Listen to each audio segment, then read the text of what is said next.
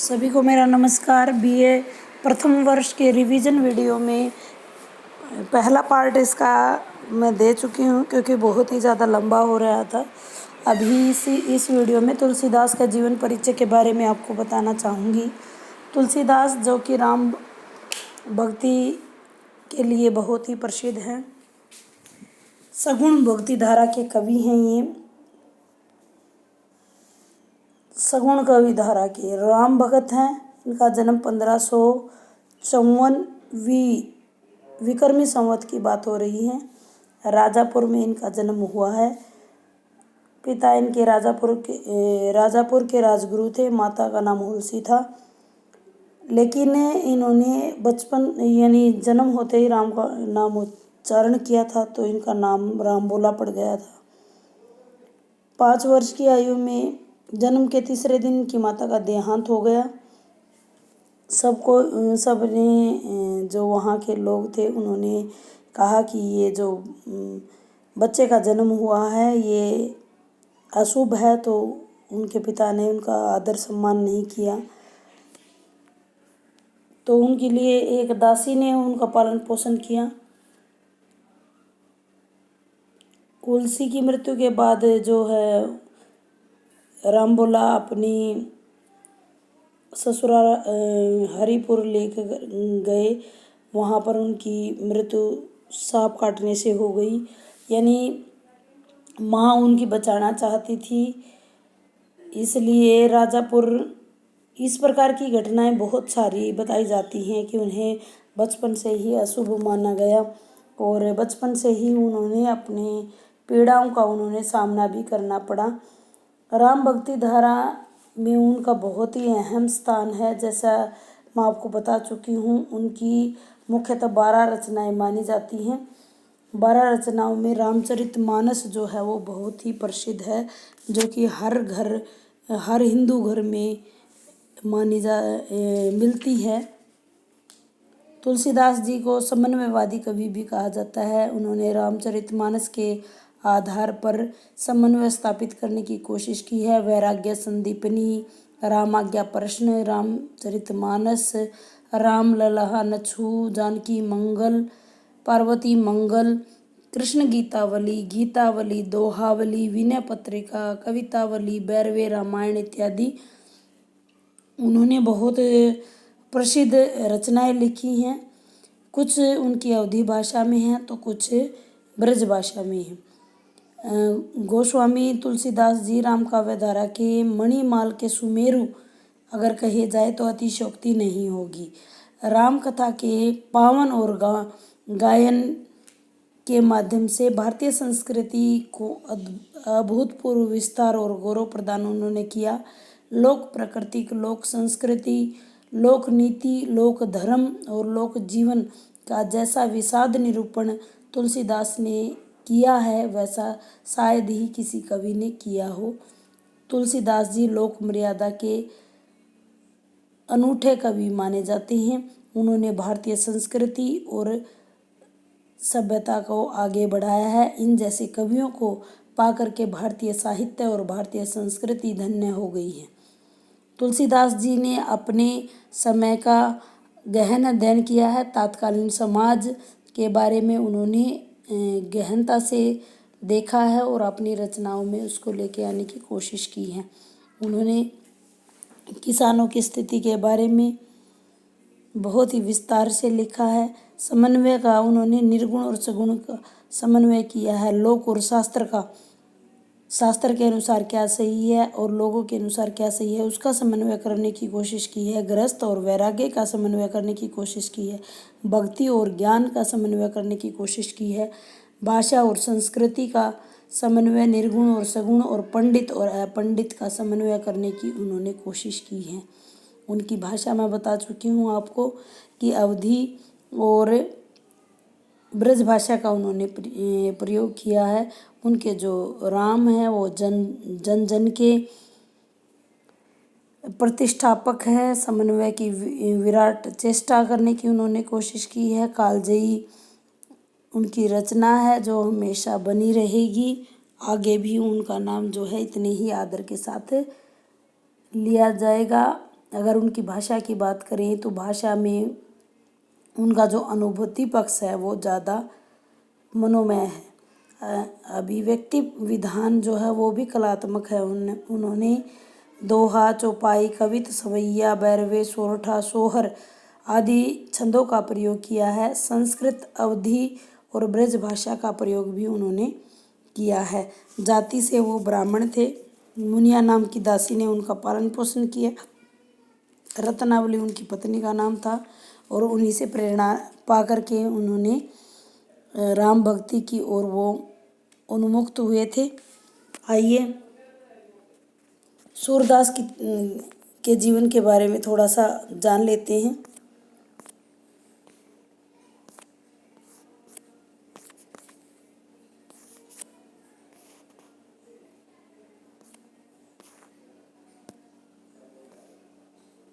जैसा आप जानते हैं सूरदास का जो जन्म है वो सन 1478 ईस्वी में और मृत्यु 1583 ईस्वी में हुई। सूरदास जो कि हरियाणा की धरोहर भी माने जाते हैं। हरियाणा में सूर सम्मान दिया जाता है। सूरदास जी हिंदी साहित्य में कृष्ण काव्य धारा के लिए जाने जाते हैं। उनके पिता का नाम रामदास, उनका जो उपनाम है मदन मोहन है। माता का नाम जमुना दास। यानी विवाद है उनके जन्म पर। कोई उन्हें उत्तर प्रदेश के रौनकता में मानते हैं तो कोई हरियाणा के फरीदाबाद में स्थित सीही गांव में उनका जन्म मानते हैं। तुलसीदास जी का जैसे परिचय हमने पढ़ा, अब सूरदास जी के बारे में जान रहे हैं। राम काव्य धारा के बारे में उन्होंने बताया, लेकिन कृष्ण काव्य धारा में ऐसा ही स्थान जो है सूरदास जी का है। सूरदास जी को वात्सल्य सम्राट भी कहा जाता है, क्योंकि जो खुली आंखों से लोग नहीं देख पाए उन्हें बंद आंखों से देख लिया है।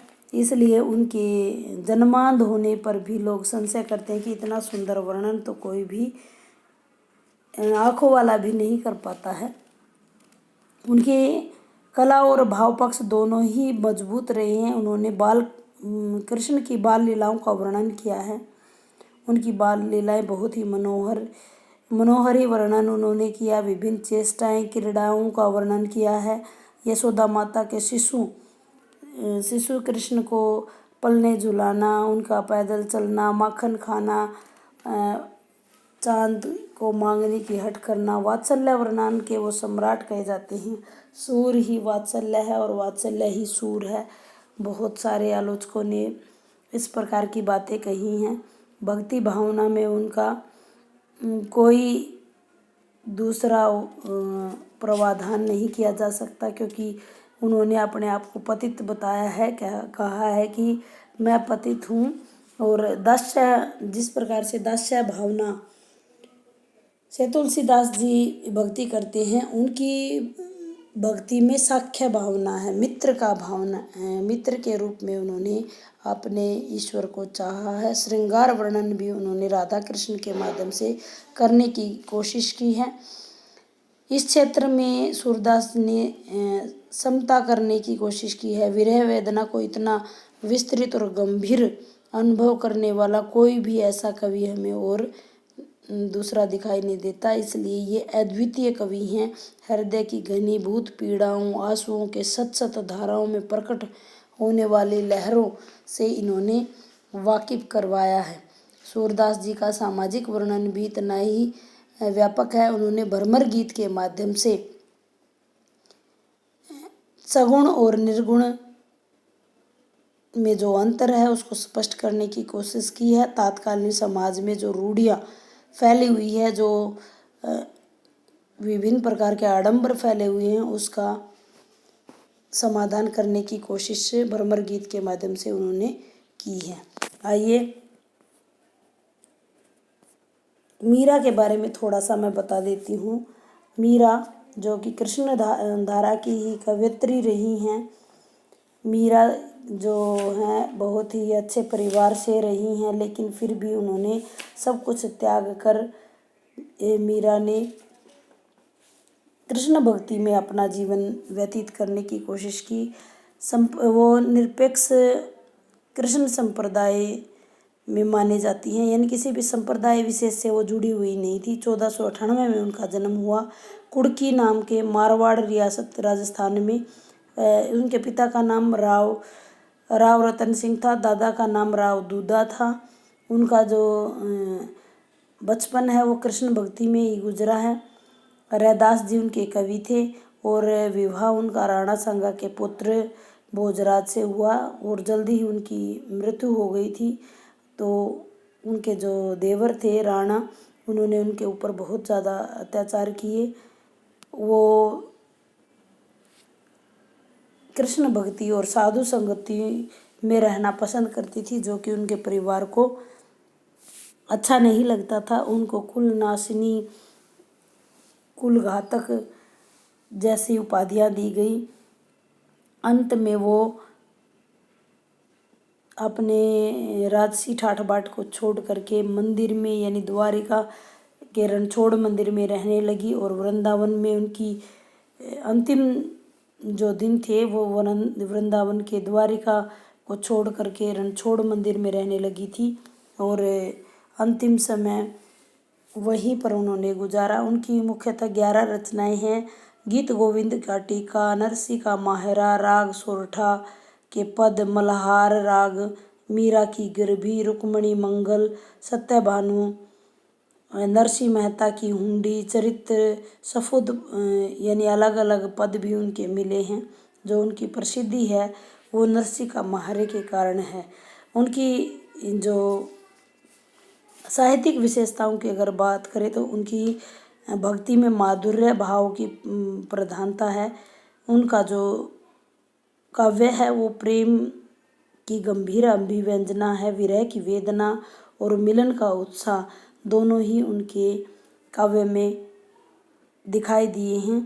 भाव पद्धति और शास्त्रीय पद्धति दोनों से की दृष्टियों का सारयुक्त रूप उनके काव्य में हमें दिखाई पड़ता है।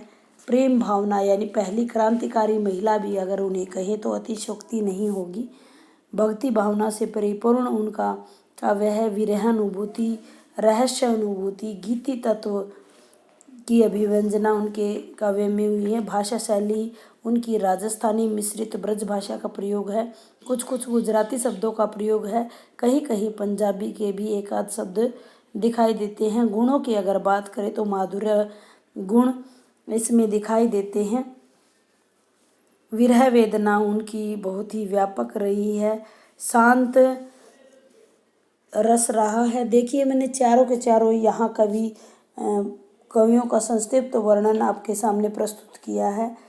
रही बात प्रसंग की, तो जैसे प्रसंग लिखेंगे कि प्रस्तुत पद मीरा के पद हैं, कबीर के दोहे हैं।